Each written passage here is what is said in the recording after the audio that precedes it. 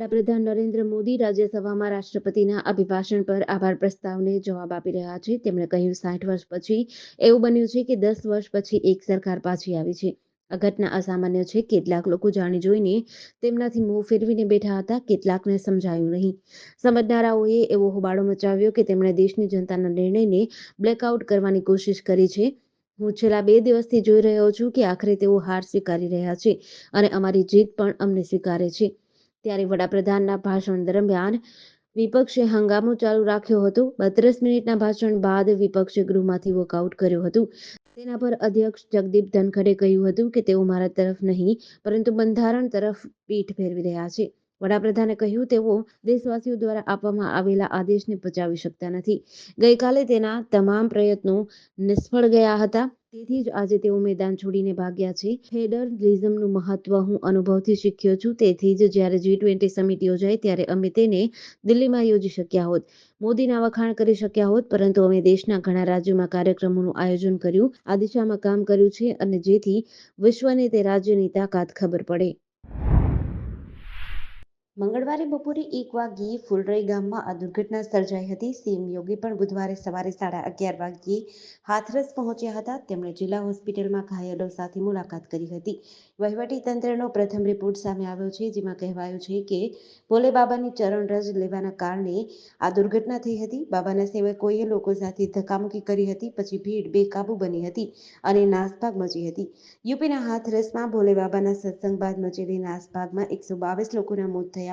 મંગળવારે બપોરે લગભગ 1 વાગ્યે ફુલરાઈ ગામમાં આ ઘટના બની હતી. અકસ્માત બાદ હોસ્પિટલમાં સ્થિતિ ભયાનક બની ગઈ હતી. મૃતદેહો અને ઘાયલોને બસ ટેમ્પોમાં પેક કરીને સિકંદરાવ CHC, એટાવ સિલ્લા હોસ્પિટલ અને અલીગઢ મેડિકલ કોલેજમાં મોકલવામાં આવ્યા હતા.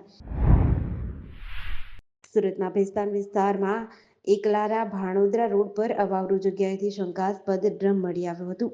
લાશ હોવાની આશંકા સાથે પોલીસ વજનદાર ડ્રમ લઈ સિવિલે પહોંચી હતી, જ્યાં કટરથી સિમેન્ટ ભરેલું આ ડ્રમ કાપતા તેમાંથી યુવતીની ડેડ બોડી મળતા ચકચાર મચી હતી. ત્યારે ગળે ટૂંપો આપી હત્યા કર્યા બાદ લાશને પ્લાસ્ટિકના ડ્રમમાં કાપડના ડૂચા, રેતી, સિમેન્ટ ભરીને ફેંકી દેવાયું હતું. હાલ તો આ મામલે ભેસ્તાન પોલીસ દ્વારા વધુ તપાસ હાથ ધરવામાં આવી હતી. એકલારા ભાણોદરા રોડ પર અવારું જગ્યા પરથી સિમેન્ટ ભરેલું શંકાસ્પદ ડ્રમ મળ્યું હતું. ભેસ્તાન પોલીસ સિમેન્ટ ભરેલું ડ્રમ લઈને સિવિલ પહોંચી હતી. ભારે ભરખમ ડ્રમ થોડું ખુલ્લું હતું અને પગ જેવું દેખાતા લાશ હોવાની આશંકા પોલીસે વ્યક્ત કરી હતી, જેને પગલે સિવિલના તબીબો પણ ચોંકી ગયા હતા. PM રૂમમાં આ ડ્રમ મુકાયું હતું. 5 ફૂટના આ ડ્રમને તોડવા એકતા ટ્રસ્ટની ટીમની મદદ લેવાઈ હતી. બીજી તરફ FSLની ટીમ પણ દોડી આવી હતી. યુવતીની હત્યા કરી લાશનો નિકાલ કરવામાં હત્યારાઓએ આચરેલી ટ્રીક જોઈ પોલીસ અને તબીબો પણ વિચારતા થઈ ગયા હતા. વેરાવળમાં હાઈવે પરથી 1.5 માસ પહેલા એક ટ્રકમાંથી શંકાસ્પદ ચોખાના 380 કટ્ટાનો જથ્થો તંત્રએ જપ્ત કર્યો હતો. આ મામલે તપાસના અંતે આ ચોખાનો જથ્થો સરકારી હોવાનો અને પ્રાંચી તીર્થના અનાજના વેપારીએ ગેરકાયદેસર રીતે ગ્રામ્ય વિસ્તારોમાંથી ખરીદ કરીને વેચાણ કરી રહ્યાનો ઘટસ્ફોટ કર્યો હતો, જેને લઈ મામલતદાર દ્વારા પ્રાંચીના વેપારી સામે ગુનો નોંધી તપાસ હાથ ધરી હતી. ત્યારે પ્રાપ્ત વિગતો મુજબ 1.5 માસ પૂર્વે બાતમીના આધારે મામલતદાર AG ગજ્જરની ટીમ દ્વારા વેરાવળ હાઈવે પર ડારી ઓવરબ્રિજ પાસે ટ્રકને રોકાવી તેમાં તપાસ કરતા આકાશ ટ્રેડિંગ કંપનીનો ચોખાનો અનાજનો જથ્થો મળ્યો હતો, જે શંકાસ્પદ જણાતા ગણતરી હાથ ધરાતા ટ્રકમાંથી 380 કટ્ટા ચોખા, જેનું વજન 19,240 કિલોગ્રામ, કિંમત ₹5 લાખ તથા ટ્રક મળી કુલ 15 લાખનો મુદ્દામાલ સીઝ કરી તપાસ હાથ ધરવામાં આવી હતી. છેલ્લા 3-4 દિવસથી સુરત શહેરમાં વરસાદ આવતા જર્જરિત મકાનો ઉપર જોખમ વધી ગયું છે. ભવાની વડ વિસ્તારમાં વહેલી સવારે 2 મકાન ધરાશાયી થયા હતા. આસપાસના રહીશોમાં ફફડાટ ફેલાયો હતો. આ ઘટનામાં એક વ્યક્તિને માથાના ભાગે ઈજા પહોંચી હતી, જ્યારે એક કાર અને 2 ટુ-વ્હીલરને નુકસાન પહોંચ્યું છે. ચોમાસા દરમિયાન જૂના મકાનોમાં રહેવું ખૂબ જ જોખમી થઈ જાય છે. ભારે પવન સાથે વરસાદ આવે ત્યારે આ મકાનો પડી જવાની ભીતિ સર્જાય છે. સુરત કોર્પોરેશન દ્વારા આવા જર્જરિત મકાનોને નોટિસ પણ આપવામાં આવે છે. ભવાની વડ વિસ્તારમાં વહેલી સવારે એકાએક 2 મકાનો ધરાશાયી થયા હતા. એક 5 માળનું મકાન અને એક ગ્રાઉન્ડ પ્લસ 1 માળનું મકાન ધરાશાયી થયું હતું. ભવાની વડ વિસ્તાર સુરતનો કોટ વિસ્તાર અને ખૂબ જ જૂના મકાનો હોવાના કારણે આવી દુર્ઘટનાઓ બનતી રહે છે. સદનસીબે કોઈ જાનહાનિ થઈ ન હતી. રાજકોટ અગ્નિકાંડની ઘટના બાદ સરકાર દ્વારા રાજ્યમાં બીયુ પરમિશન અને ફાયર એનઓસી વિનાના ચાલતી મિલકતો સામે કાર્યવાહી કરવાની સૂચના આપી હતી.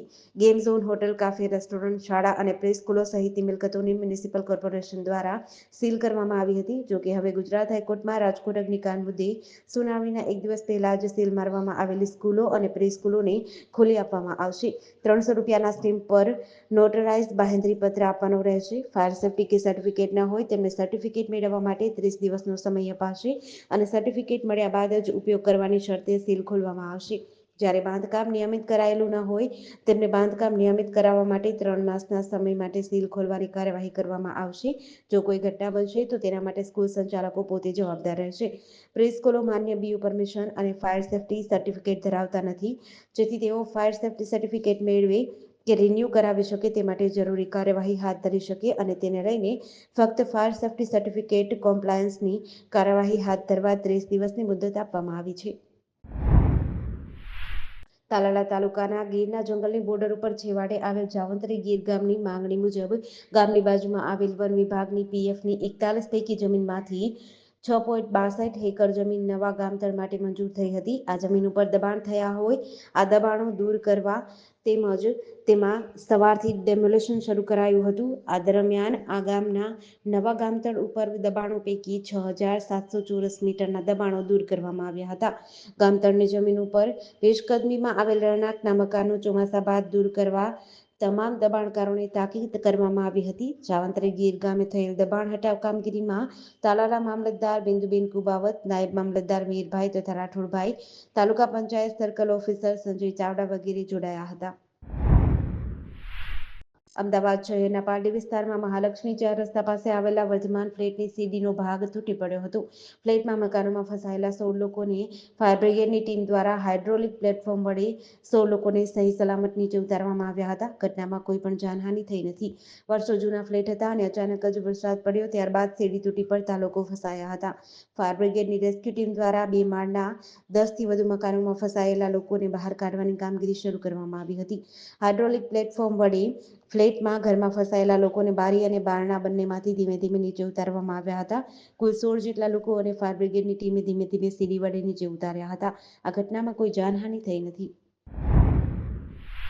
કૂવામાં નહાવા પડેલા યુવાનનું મોત નીપજ્યું હતું. ખંભાળિયાના વિરમદળ ગામે પાણી ભરેલા ઊંડા કૂવામાં ડૂબી જતા પરપ્રાંતીય યુવાનનું અપમૃત્યુ. ખંભાળિયા તાલુકાના નવા વિરમદળ ગામના વાડી વિસ્તારમાં આજે એક પરપ્રાંતીય યુવાન અકસ્માતે કૂવામાં પડ્યો હોવા અંગેની જાણ સ્થાનિક રહીશ અજયભાઈ ગાગિયા દ્વારા ફાયર વિભાગને કરવામાં આવતા જિલ્લા ફાયર અધિકારી મિત્રાજસિંહ પરમારની સૂચના મુજબ ફાયર વિભાગની ટીમ પહોંચી હતી. અહીં જેસાભાઈ નામના આ એક આસામી વાડીમાં રહેલા પાણી ભરેલા ઊંડા અને ખુલ્લા કૂવામાં નહાવા પડેલા મૂળ મધ્યપ્રદેશના વતની કૈલાસ અલાવા નામના આશરે 30 વર્ષના યુવાનના મૃતદેહને ફાયરના જવાનો દ્વારા બહાર કાઢી પોલીસ દ્વારા વધારે કાર્યવાહી કરવામાં આવી રહી છે. ગોધરા શહેરના શહેરા ભાગોળ પાસે આવેલ LC 4 નંબરની ફાટક પાસે એક 35 વર્ષીય યુવક ફાટક પાસે પગદંડી રસ્તા પરથી પસાર થઈ રહ્યો હતો ત્યારે કોઈ રનિંગ ટ્રેનની અડફેટમાં આવી જતા ઘટના સ્થળે જ મોત થયું હતું.